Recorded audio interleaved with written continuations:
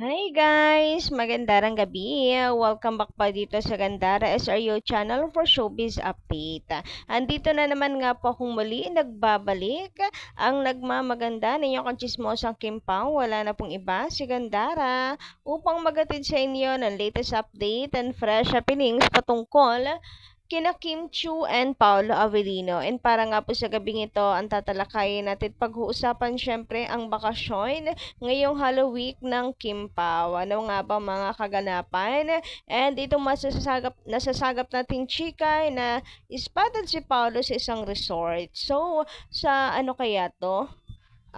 Balesin Island kasama nila Kim Chiu. So alamin nga natin yan at pag-usapan dahil ang dami na po talaga nawiwindang at natutuyot na talaga kung nasaan na ang Kim Pao kasi wala nga pong update. Pero merong chika na nasa trabaho na ngayon si Kim, pero duda ako doon. But before that, sa mga hindi pa nakaka-subscribe dito sa aking channel, maaari lamang na pindutin po ninyo subscribe button natin at notification bell na nandiyan sa baba para mag-updated po kayo at ma-notify tuwing may bago tayong chika at balita hinggil sa Kim Pao. Basta mga balita na may kinalaman, kina Kim Chiu and Paolo Avellino, sagot na po natin yan.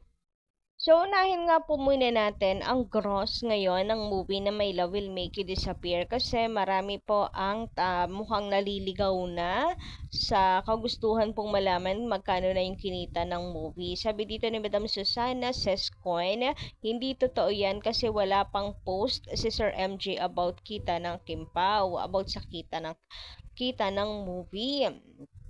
Meron kasi nagsasabi na partial 200 million pa lang. Kahit pa sabihin natin nga partial, ako'y dudang-duda kasi 6 days pa lang ay 100 million na eh. Tapos ngayon, ilang weeks na, sasabihin ninyo na 200 plus lang. Ang dami pong nagdaan na block screenings. Tapos 200 plus million lang. Ako, umaasa ko kahit 400 man lang. Pero bakit ganun yung chika? Tapos ano pa, nag-post nga doon si Sir MJ. Kahit anong gawin kong pagre-research, abay, wala akong makitang ganong update. Baka po nabudol kayo, edited na post, ganto ganyan. Even ABS-CBN, kasi kung maglalabas yan, imposibleng ABS-CBN, hindi po mag-update sa kita ng Kim Pao. Kung nilabas na talaga ang chika, kahit pa partial lang, ay imposible na wala po sa ABS-CBN ang magpo-post. 'Di ba? So nakakaloka siya. Sabi naman dito ni Madam Hori, yes Gandara, if ganyang figure lang ilalabas nila na 200 million plus ay sobrang doubtful. Baka magkatotoo yung unang nabasa ko noon na hindi hahayaan ng kinauukulan na malampasan record ng HLA. Sana kahit mas mababa na ng malaki ang My Love Will Make You Disappear. Basta yung totoong figure sabihin. Kahit naman sana nga, kahit hindi po malagpasan, ay huwag naman po ganito. Kasi naniniwala ako sa dami pong block screenings nagsasabay-sabay nung nakaraan nga 17. Tapos, basta nakakaloka yung update. For sure, pag narinig to ni Kaumori, alam ko si Kaumori, ano niya, nasa isip na 500. Ako kahit 400 lang goods na. Ay, mabababad tripin niyo si Kaumori. Bababad trip ninyo dahil bakit ganon? So, wag naman po sana yung sinasabi niyo na hindi hahayaan ang kinauukulan. Kung sino yung kinauukulan na yan na malampasan ang record ng HLA, bakit naman? At the end of the day, kanila pa rin tong pride.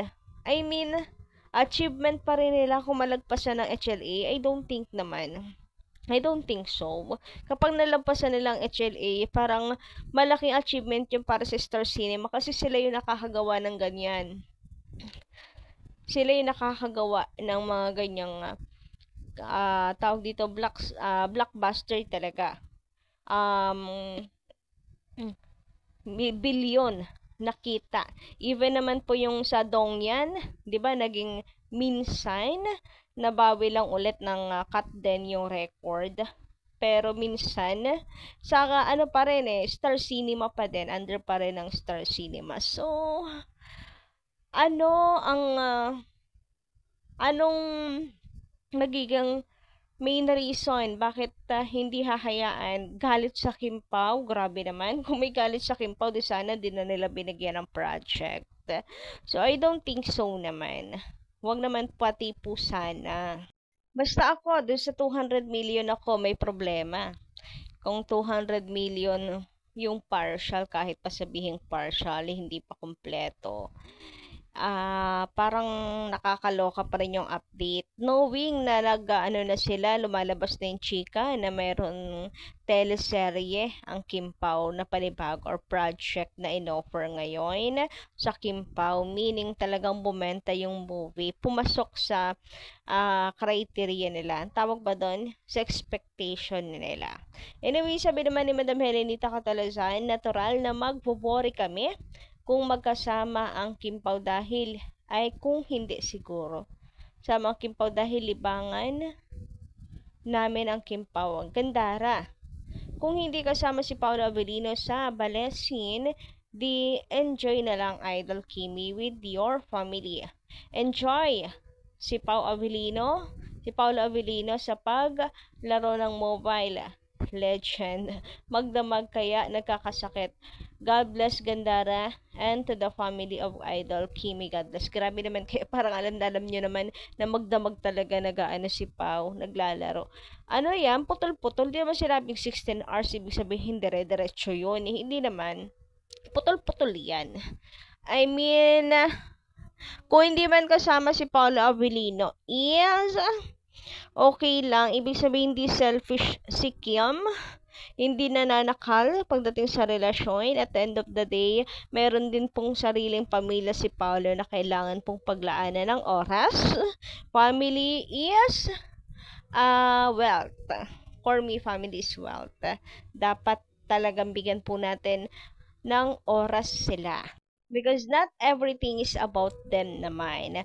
Kung pupunta po or magkasama ang Kim Pao, sure na na saglit lang and pupunta rin si Pao with his family. Pero alam niyo ba, may chika ako na sagap na nasa Balesin itong si Paolo Avellino. Anyway, dito muna tayo sa picture ni Kimi na to. Ang sexy, di ba?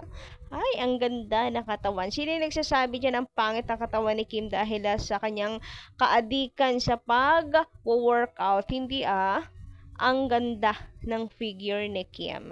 Ang ganda ng katawan. Hindi siya yung parang lalaki na yung katawan sa pag-gym. No. Very sexy si Kimi. Exaggerated man ang dating sa iba, pero yun talaga yung nakikita ko kay Kim. Anyway, eto naman guys, sa update tayo. Kim Pao in Balesin na magkasama sa Halloween Getaway. Super sweet. So, eto yung post na nakita natin sa social media. And may pictures pa na inilagay dito ng Kim Pao. Edited ba to or real? Well, kung real, thank you so much sa ayuda. Pero parang naalala ko itong picture na to ni Kimi. Anyway, mainit ang pinag-uusapan ngayon sa SOCMED. Dami, siguro nga talaga naghahanap sa Kim Pao para itapik to ng mga content creator. As in, eto, may naglalabas na ganyan. Naghahanap ako ng pictures na nito ni Kim kung solo lang siya rito para mako-connect natin. Anyway, eto pa, yung mga chika. Sabi pa dito, saan kaya si Pao nagbakasyon? May nakita akong nagpost ng picture na nakatalikod with bag ni Pao kasama si Kimi sa Balesin. Baka ayaw pakita sa camera. So baka nga daw nagtatago lang talaga si Pao. Pero yung totoo, magkasama silang dalawa. So ano kaya ang talagang tunay? Ano kaya ang totoo? Ito ba ay private family vacation ng Chu Fam or belong talaga si Paolo Avellino? Kasi Pwede naman yun eh, nakatago. May nag-comment ka eh, na pati daw si Daddy Chu hindi naman pinapakita sa picture. 'Di ba? So, pwede rin naman si Pao nakatago. At eto pa, may mga pictures na ganito. Ayan, Paula Avellino sa isang resort. So, sa Balesin kaya ito? Ayan, kasama ba talaga niya ang Chu Fam? Kung sakaling kasama, aba, napaka-close talaga ni Paolo sa Chu family. Anong ibig sabihin yan?